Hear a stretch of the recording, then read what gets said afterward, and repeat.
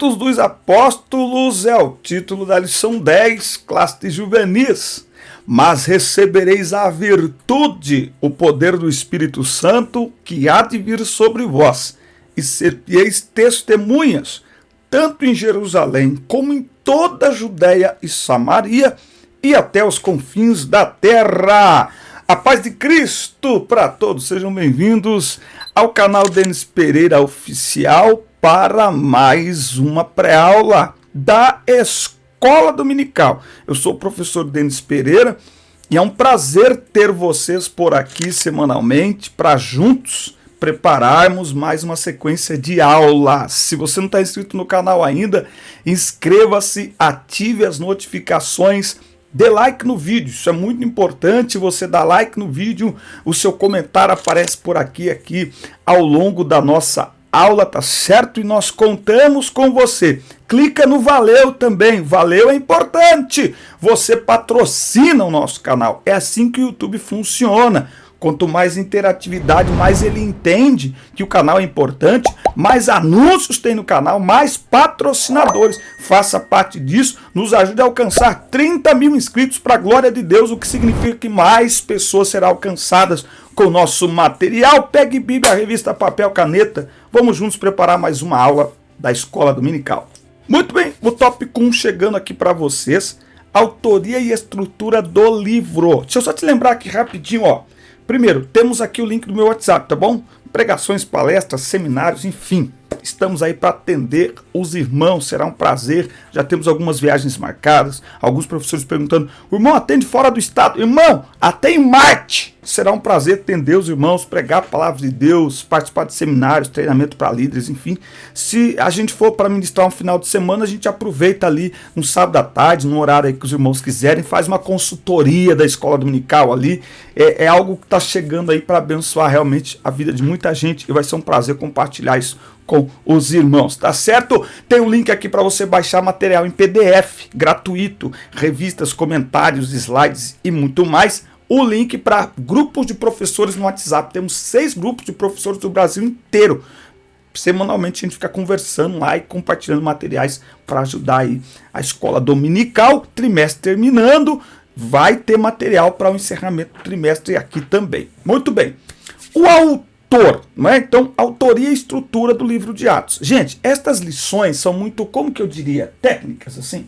Então vamos procurar uma maneira de aplicar, ok? De aplicar aqui estas lições, porque são números, são questões da estrutura ali do livro. Então, ó, o livro de Atos, assim como o Evangelho de Lucas, ou de Cristo, escrito por Lucas, os dois é por Lucas.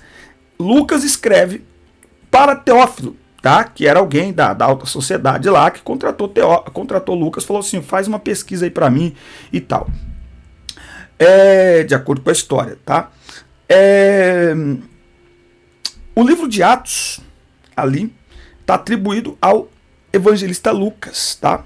O médico amado, tá? Até porque, Colossenses 4,14, ele escreve, fica muito claro para quem ele escreve, porque no primeiro capítulo ele já diz assim, ó, fiz o primeiro tratado, ó Teófilo.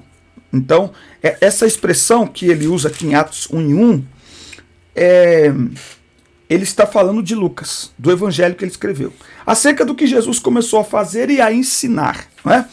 Muito bem. Em Atos, assim como no evangelho, então, de Lucas, Teófilo ali é mencionado como sendo o destinatário aí deste livro. Tá? Ele termina, o livro de Atos, ele inicia praticamente onde termina o evangelho de Lucas.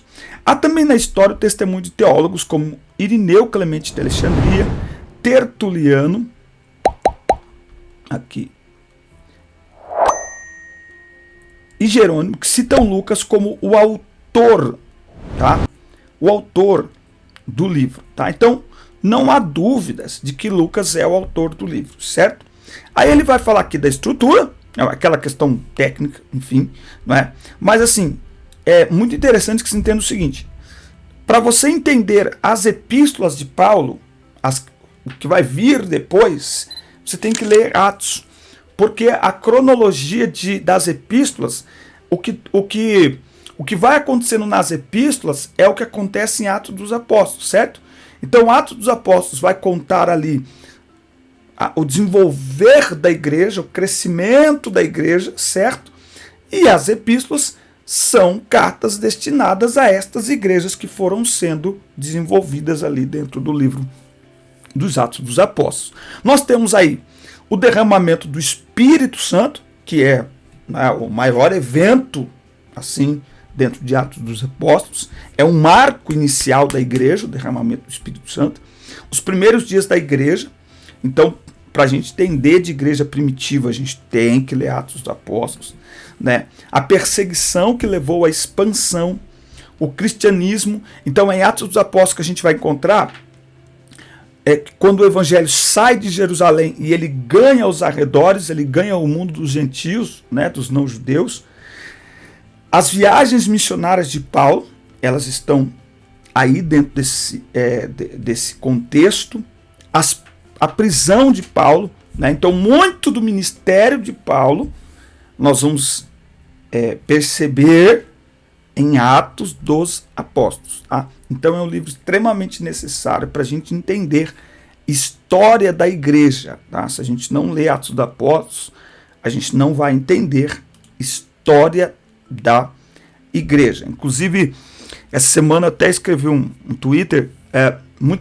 Tem muitos jovens, principalmente jovens crentes, preocupados com a igreja ultimamente. A igreja tem sido muito atacada porque a igreja tem se posicionado.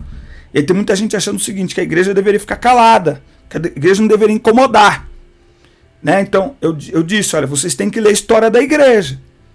A igreja, onde ela chega, ela vai incomodar, assim como luz incomoda as trevas. Ponto. Ponto. A igreja não foi chamada para neutralidade. A igreja foi chamada para ser luz. E luz acomoda, mas também incomoda. Ou então não é luz. Então a luz, quando não incomoda, está deixando de ser luz. Aleluia. Certo? Então, é só olhar a história da igreja desde o início, vai ver. A igreja, por onde passou, gerou impactos. Agora, muitos foram impactados positivamente, renderam-se ao evangelho, mas muitos resistiram. Os que resistiram vão se sentir incomodados, assim como a luz incomoda as trevas. Simples assim. Certo? Muito bem. Os acontecimentos, aqui tópico 2, se você não se inscreveu ainda, inscreva-se, ative as notificações, dê like no vídeo, comente o vídeo, muito importante para nós, e você clicar no valeu também. Clica no valeu, contribua com o canal. O livro mostra o cumprimento do que o Senhor havia falado aos seus discípulos que sucederia ao receberem a virtude do Espírito Santo que viria sobre eles. A descida do Espírito Santo no dia de Pentecostes, estando eles em Jerusalém, os capacitou para a missão recebida e gerou conversões em grande número, seguida de intensa perseguição dos religiosos por causa dos milagres que Deus operava por meio deles. Tá? Então, a descida do Espírito Santo, ganharam muitas almas, mas com isso também veio a perseguição. Agora, é interessante notar que a perseguição, aquilo que para as pessoas estava atrapalhando a igreja, na verdade, foi o que ajudou a igreja a crescer cada vez mais. Por quê? Porque fugindo da perseguição, os cristãos iam de cidades em cidades. Acontece que onde eles chegavam, eles falavam de Jesus. Não é? Aí nós temos aí a morte de Estevão. Com a morte de Estevão lá em Atos 7, nós temos o crescimento da perseguição. Não é? É aí que vai entrar em cena Saulo de Tarso. Não é? Porque a Bíblia diz que Saulo, ele respirava ameaças contra a igreja de Cristo. Tá? Ele, como uma fera brava, ele oprimia os cristãos, mas a partir do momento da conversão de Saulo, o evangelho então vai alcançar os confins da terra, com as 3 viagens missionárias do apóstolo Paulo com seus companheiros de ministério, Barnabé, Silas, João Marcos e Lucas. Tá? Então, em Atos dos Apóstolos, nós temos esse começo extraordinário da igreja. Começa com cerca de 500 irmãos, não é? Após o arrebatamento. Logo depois tem a pregação de Pedro, lá em Atos 2. 3.000 almas, quase 3.000 almas se convertem. Depois, em Atos 3, o número já chega a quase 5.000 almas. Só ali em Jerusalém. Só em Jerusalém. Em poucos dias. E isso começa de uma maneira extraordinária. Eles vão ser perseguidos, mas a perseguição, ao invés de destruir a igreja, a perseguição, ela simplesmente faz explodir a igreja.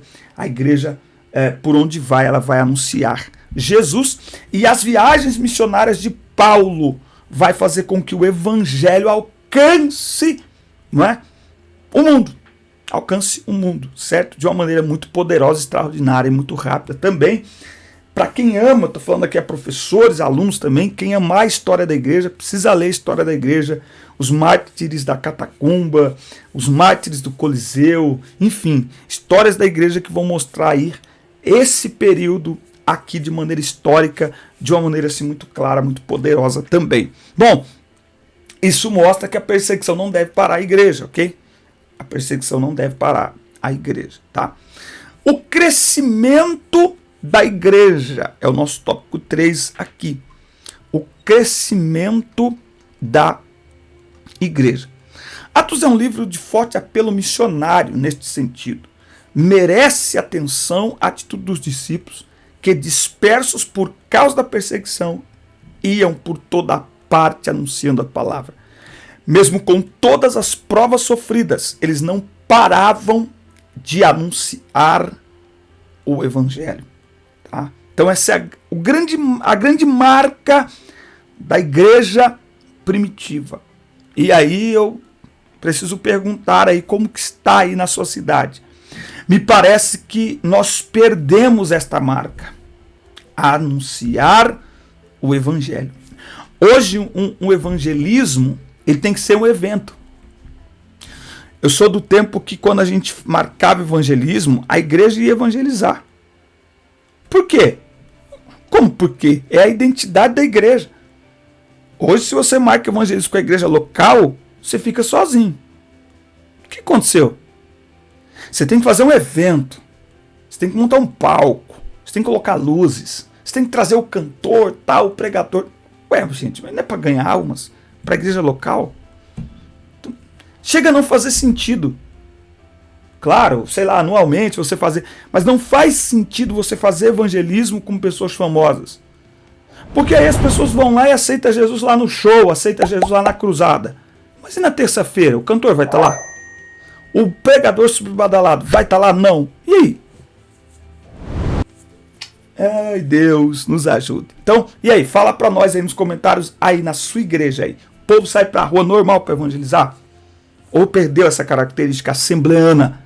Acabar a escola dominical, vamos pra rua evangelizar, entregar folheto, vamos falar de Jesus. Ô, papai.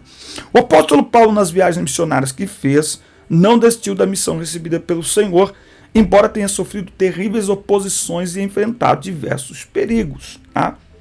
Então, em paralelo, podemos perceber que o crescimento da igreja está relacionado à ação direta do Espírito Santo. Então, quem deu crescimento à igreja foi o Senhor. Não é? Paulo plantou, Apolo regou, mas Deus que deu o crescimento. Eu falando com professores ontem, numa live que a gente fez pelo aplicativo Zoom, dizendo para eles, não se impressionem com números. Não se impressionem com números. Tá? Um grande erro é se impressionar com números. Irmão, o número é o Senhor que aumenta, é o Senhor que dá. É o Senhor que dá.